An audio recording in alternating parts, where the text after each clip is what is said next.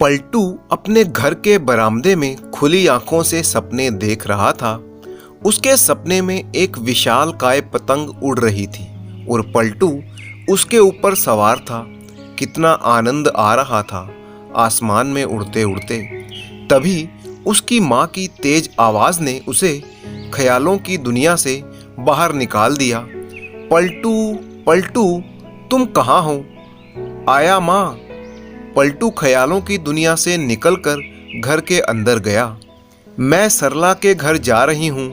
उसकी बेटी की शादी की तैयारियां करनी हैं और देर से आऊँगी तो तेरे लिए मिठाइयाँ लेकर आऊँगी। तब तक तू दराती लेकर जा और जंगल से पड़ोसियों की गायें के लिए घास काट कर ले आ। तुझे कुछ पैसे मिल जाएंगे। जी माँ, पलटू ने कहा और दराती उठाकर जाने के लिए तैयार हो गया। तभी माँ ने उसे समझाते हुए कहा, सावधानी से जाना और दिन में सपने मत देखने लगना। दराती होशियारी से पकड़ना, कहीं हाथ ना कट जाए। आप बिल्कुल भी चिंता ना करें माँ, मैं पूरी सावधानी रखूंगा। पलटू ने माँ को दिलासा दिया। पलटू हाथ में दराती लिए जंगल की तरफ निकल गया। चलते चलते उसे उन मिठाइयों का ख्याल आने लगा जो माँ ने कही थी। वो बड़बड़ाने लगा, कौन कौन सी मिठाई लाएगी माँ? शायद गुलाब जामुन लाएगी, स्वादिष्ट भूरे भूरे चाशनी में डूबे हुए। उसके मुंह में पानी आने लगा। अचानक उसे चलते चलते ठोकर लगी और पलटू अपने वर्तमान में वापस आ गया। ओह, ये मैं क्या कर रहा हूँ? माँ ने मना किया था कि रास्ते में सपने मत देखना, उसने अपने आप को समझाया। खैर, जंगल पहुंचकर दोपहर तक पलटू ने काफी घास काट ली। उसने घास का एक बड़ा सा गट्ठर बना लिया। गट्ठर को सर पे रखकर वो वापस आ गया। घास का गट्ठर पड़ोसी को देकर उसने पैसे ले लिए। तभी उसे याद आया कि दराती तो जंगल में ही छोड़ आया। दराती तो वापस ही लानी पड़ेगी, नहीं तो माँ के गुस्से का सामना करना पड़ेगा। पलटू दौड़ता दौड़ता वापस जंगल पहुंचा। दराती वहीं पड़ी देखकर पलटू की जान में जान आई। उसने जैसे ही दराती को उठाया, उसे झटका सा लगा और दराती हाथ से छूट गई।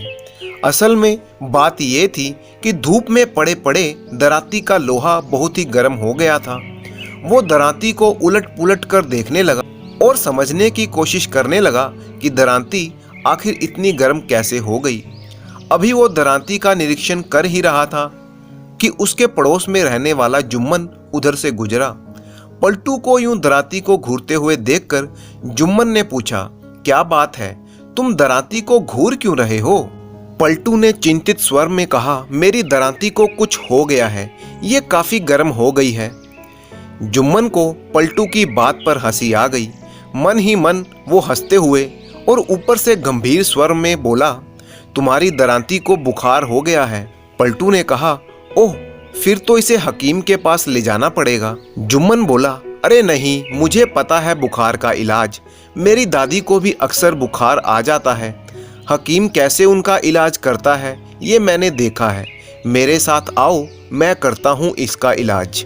उसके चालाक दिमाग में दराती को हथियाने की योजना बन चुकी थी।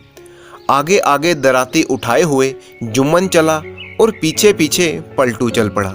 चलते चलते जुम्मन एक कुएं के पास रुका और दराती में एक रस्सी बांधकर उसे कुएं के पानी में लटका दिया। जुम्मन ने कहा, इसे शाम तक ऐसे ही लटके रहने दो। शाम तक इसका बुखार उतर जाएगा, तब इसे आकर ले जाना। जुम्मन ने सोचा कि पलटू के जाने के थोड़ी देर बाद वो आकर दराती निकाल कर ले जाएगा और बाजार में बेच देगा। पलटू ने वैसा ही किया और घर जाकर सो गया। शाम में नींद खुली तो उसने सोचा कि दराती का हाल चाल लिया जाए। घर से निकलकर वो कुएं की तरफ बढ़ चला। वो जुम्मन के घर के आगे से गुजरा, तभी उसे किसी के कराहने की आवाज़ सुनाई दी। उसने अंदर जाकर देखा, जुम्मन की दादी बेसुध पड़ी हुई कराह रही थी।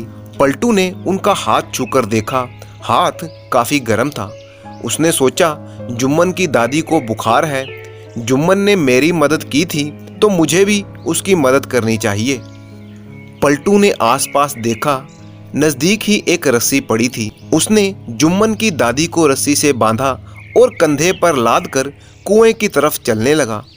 पड़ोसियों ने ये देखा तो उसे रोकने की बहुत कोशिश की, लेकिन पलटू ने किसी की भी नहीं सुनी और दादी को लेकर कुएं तक जा पहुंचा।